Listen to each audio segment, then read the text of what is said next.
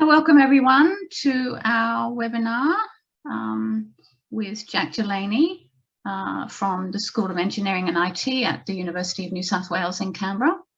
I'm Anita Byrnes from Forum 8 AU and I'm the chair of this session. We only have one presenter this morning, so that's Jack, who will start his presentation in a minute, entitled Prospects for Machine Learning in Adaptive Behaviours of Underwater Vehicles. It sounds a fascinating topic, so in our modelling and decision support systems session. So over to you, Jack. I will mute myself, and then we have 15 minutes for Jack's presentation, although since he's the only presenter, we can feel free to use the time as we choose. And I hopefully we'll have a number of Q&A at the end. So over to you, Jack. I will mute myself and see you later in the Q&A. Yes, thank you, Anita. Good morning, everyone. My name's Jack Delaney. I'm an undergraduate thesis student at University of New South Wales in Canberra. And my thesis this year was on the prospects for machine learning and the adaptive behaviours of underwater vehicles. Let me just change the slide. There we go. So as a bit of a background, the autonomous underwater vehicle, or an AUV, has increasing uses for both the defence and the civilian space. The Royal Australian Navy uses AUVs for conducting predefined clearance missions before that AUV returns to a surface vessel or a USV. Now, these missions it conducts, it might not be pertinent for the recovery vessel to stop what it's doing and recover the AUV when it's dead in the water.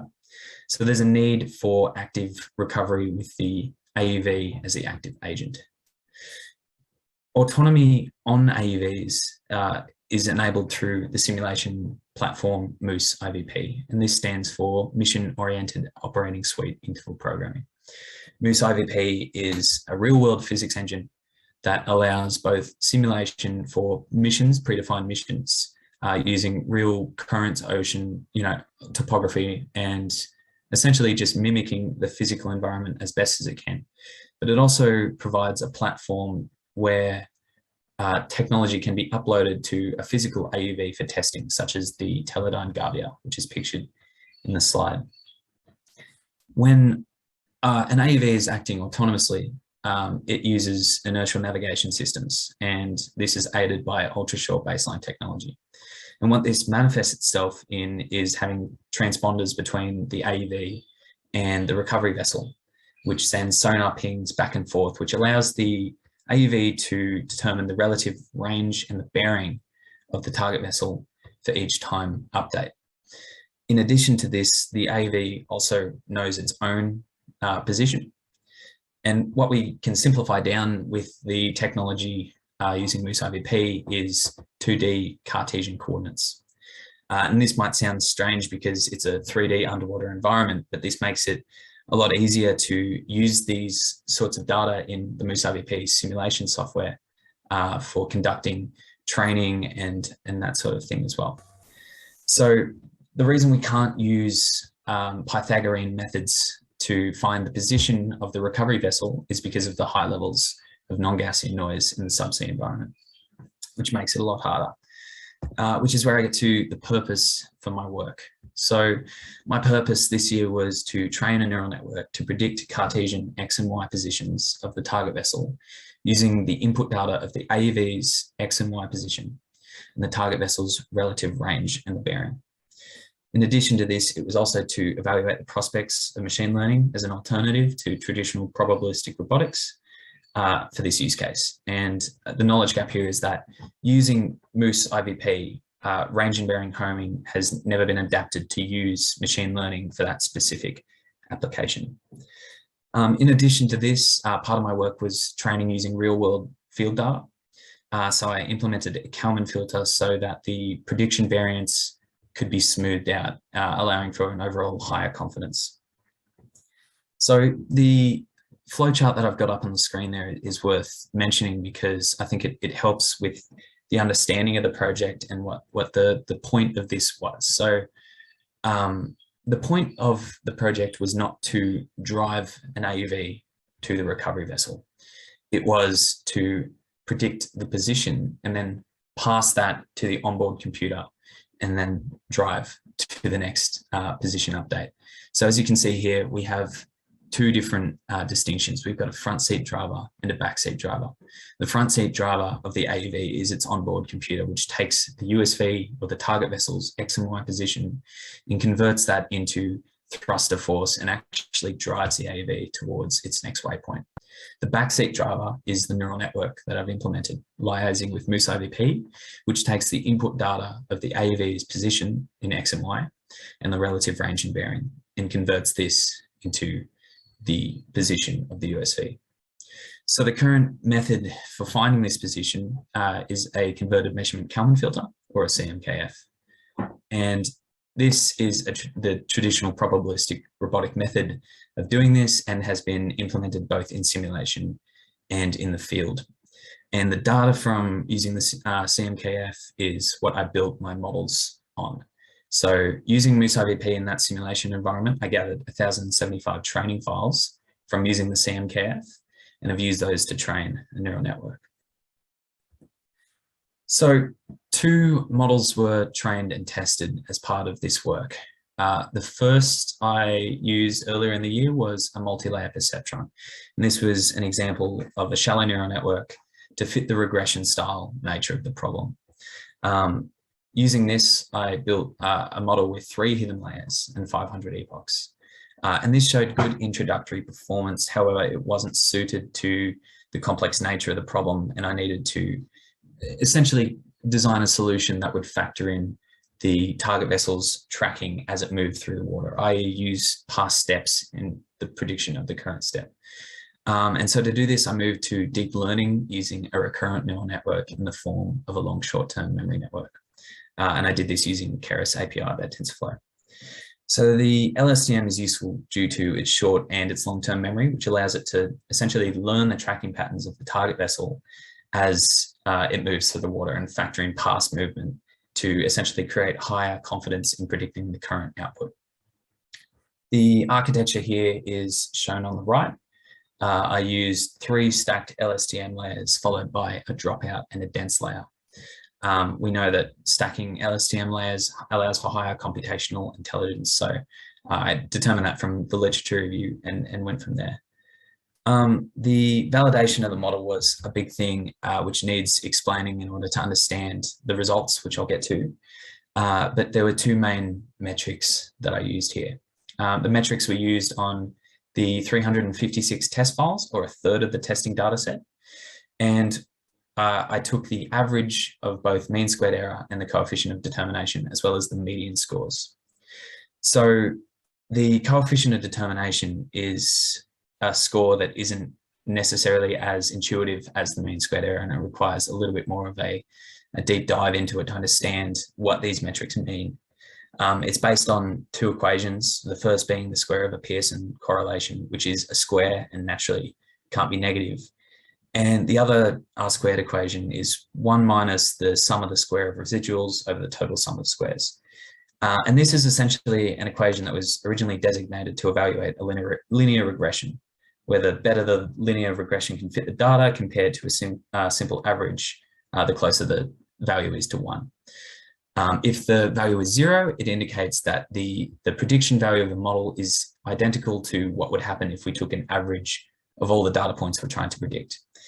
And negative scores can happen, and they represent a result that isn't optimized, and that would be worse than just taking the average of the value. And this is important because I'll show you in some of the field data I took, there were negative values.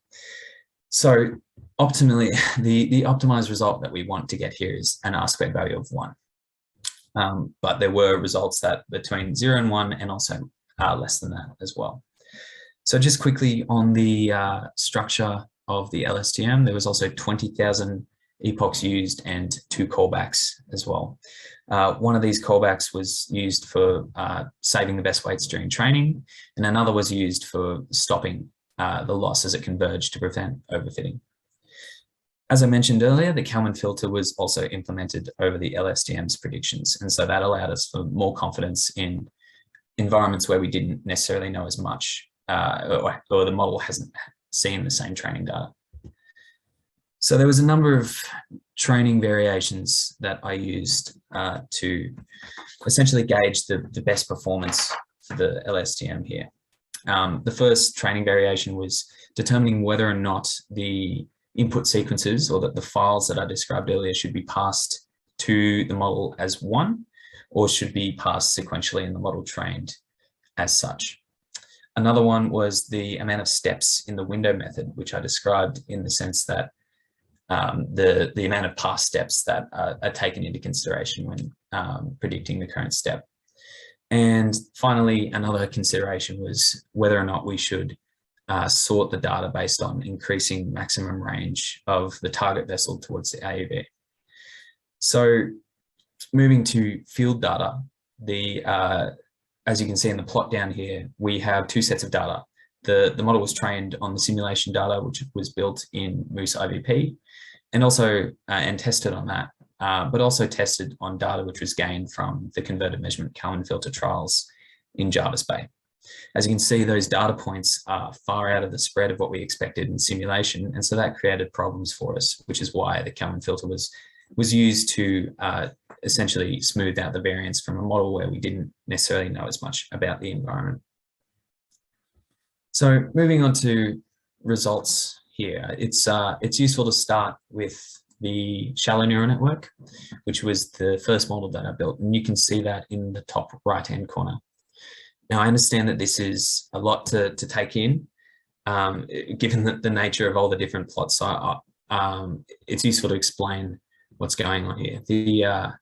The red data points shown indicate the actual positions that we're trying to predict when using the model. These are the target vessel's tracking patterns through the water, and the X and Y shows the Cartesian locations of both the vessel and the AUV. The orange data shown here indicates the predictions made by both the shallow neural network and the LSTM. And the blue is the CMKF, which is put there as essentially a comparison metric, just for visual purposes. So moving to the LSTM qualitative results, which you can see in the bottom two plots. We have the same data points colorized as I just explained, as well as a green tracking line, which is the extended Kalman filter that I implemented over the LSTM predictions. And we can see here that there is quite a visual correlation between the predictions and the actual locations, which is a good sign for the model as it's predicting in simulation essentially better than what we would expect it to. The best model that I found using the training variations earlier was trained sequentially, i.e. everything, all the 720 different files loaded into the model at once, and it wasn't sorted. It used 8 past steps as well, which is higher than the original value we gave it for predicting the current output. So quantitative results here. There's another slide which has a lot to take in. The first table essentially illustrates the training variations and gives the value, the metrics for the best training configuration using the sorted or unsorted method or the single session training approach. Moving to the second table, which is the most important results table here, we can see that the LSTM using 8 past steps had a median mean squared error of 156.7 and a median coefficient of determination score of 0.969. And finally, the two plots shown in the right-hand side illustrate the performance on field data, which, if we compare to the previous slide, visually is much more inaccurate, and those results are summed up below. So moving to our discussion. As I discussed earlier with the shallow neural network, the performance of this was good for essentially diagnosing what the model would need to do and what it wasn't necessarily as good at. So once we determined some baseline results for that, it was good to move to deep learning to try and reduce the median mean squared error score and also increase the coefficient of determination score towards 1. And as you can see on the screen, those metrics I've listed there were the best values using simulation data that I was able to achieve. As you saw before, the field data performance was not anywhere near as accurate as what we were able to get using simulation data. And this was essentially due to the fact that the data points were not in line with what we trained the model on, which is, as many of you would know, a large, or arguably the biggest part of machine learning, is getting an optimized training data set. In order to combat this, a different data scaler was used with the field data, which essentially aimed to take the field data and squash it into where we'd expect for simulation. However, this isn't standard practice and was not necessarily reported on as higher confidence, because it's not something that we wanted to do with the result. However, looking at the Kalman filter addition, which I showed in the plots before, this was able to lower the average mean squared error by 478% and the coefficient of determination by 3000%, which was an excellent result for this. So we can make a determination there that the Kalman filter's addition to the model helped the model predict in unfamiliar environments where it was trained but not optimized for that purpose, lowering the variance of it. So I'll wrap it up because I'm going over time here, but the takeaways for this would be that the converted measurement Kalman filter, or the model that you saw in blue, is the traditional and extant method of homing. And it shows a very robust way of finding positions of a target vessel, which for a neural network to replicate would be insanely complex unless you had a highly optimized and orthogonally seeded data set. So a recommendation for future here is to optimize that data set, and using the MOOS-IVP simulation environment, that would pave the way to actually use this technology for field trials, which is, I think, an important result and shows the prevalence of machine learning going forward into the future. So what we could take from this is that machine learning isn't instantly a optimized solution unless we get the right training data for it, but it definitely shows promise for the future. So that's all I have in terms of presentations. I understand we have a bit of time for questions, so I'm happy to take those now. Thank you, Jack.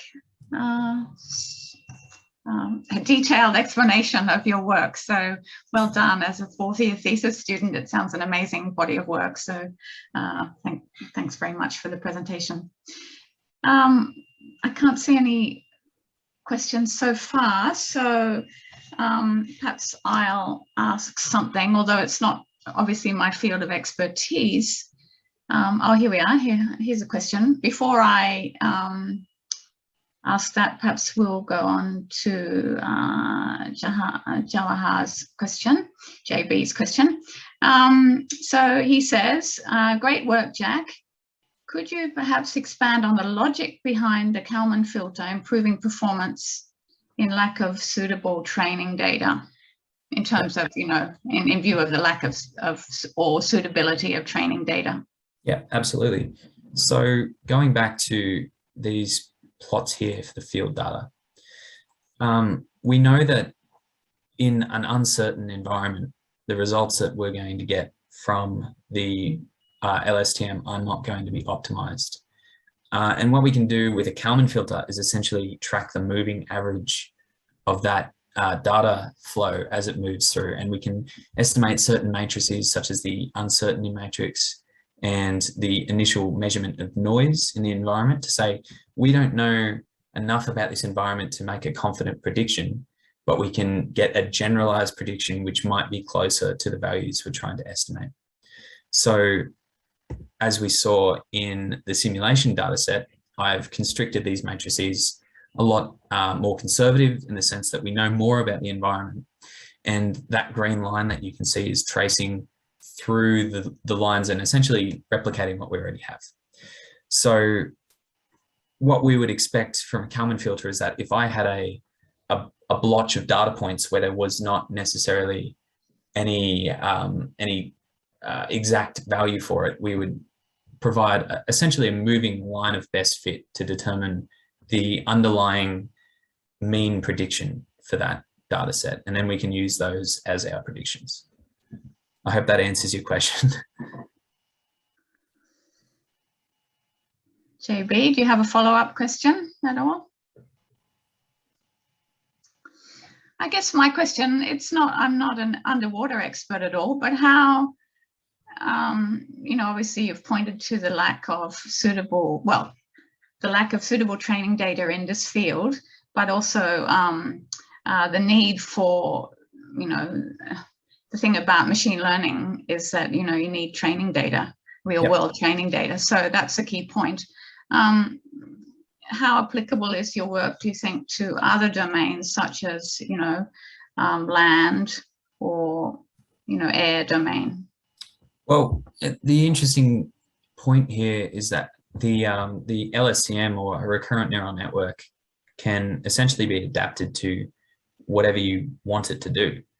And the uniqueness of the work comes from the pre-processing of data and essentially understanding this is what we have and this is where I'm trying to get it to do. And machine learning is a tool that you could adapt to essentially whatever you need it to do.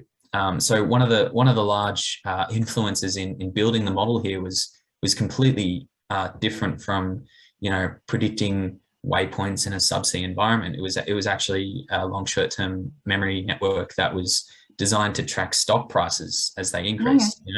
So taking 10 different input variables, and profits to earnings, that sort of thing, and then outputting what the price would be using a window method, as I did for the next 2 months.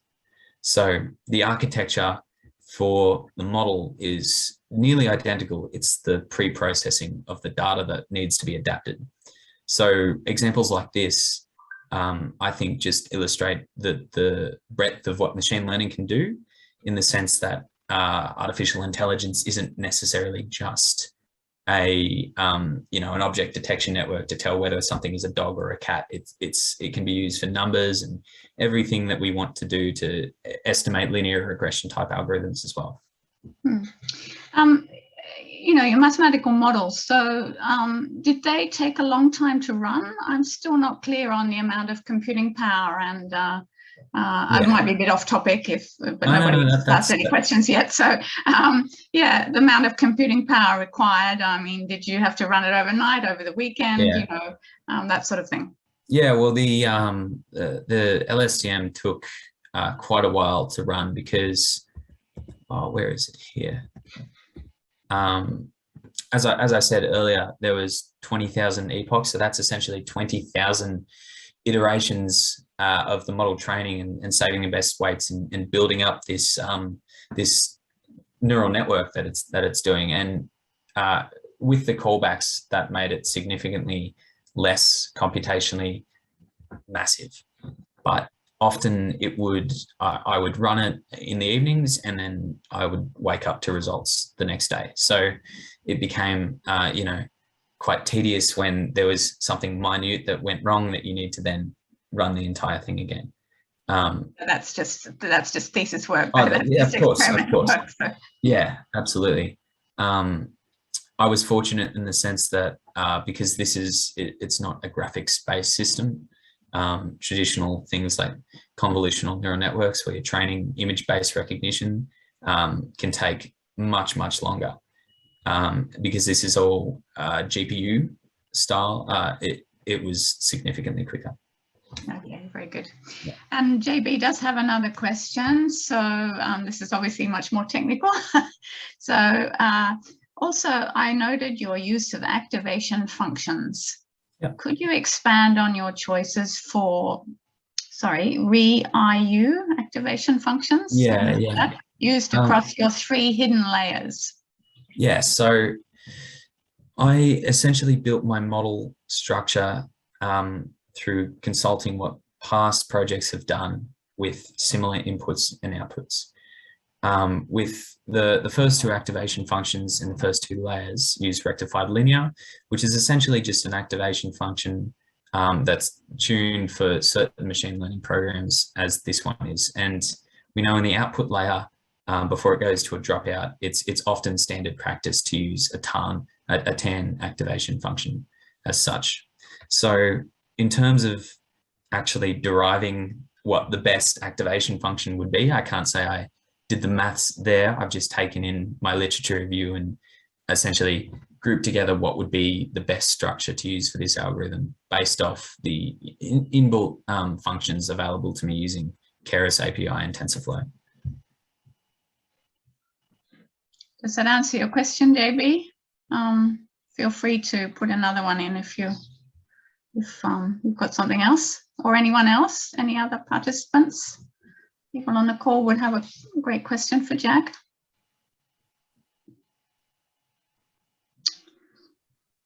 Okay, Jack, just tell me again where your work is going to be published. You mentioned, well, tell everybody. So my work will be first and foremost published in the Journal of Undergraduate Entries for UNSW Canberra, so that's available publicly. I'm also going to attempt to get this published in, I think it's the AdStar conference next year. So that's still taking submissions at the moment, but hopefully I'll be able to publish that in another conference as well to allow for a full paper that's available to the public if others want to read the whole text. There are some comments as well. Perhaps I should, from Keith, might be a reference to you, Jack. The Kalman filtering finding fails under the category of anti-fragility of ML. Would be good if real-world testing could emulate the simulation input sampling. And a comment for me, long time to train, but then in use, the machine learning algorithm is not computationally demanding. Well, that's an answer to my my question. Yeah. Oh, thank you, Keith, for backing me up in the comments. Okay. Watching from at home. Okay. So any more questions for our speaker today? Well, congratulations, Jack, on your great thesis. I understand you've just finished your work, so well done. And yeah, we look forward to further research in this field or any other field. I understand you're not going to be focused on this in your career in the Navy, but not for some time. Maybe again in the future, hopefully. Okay. All right. Very good. So just wait, one more chat.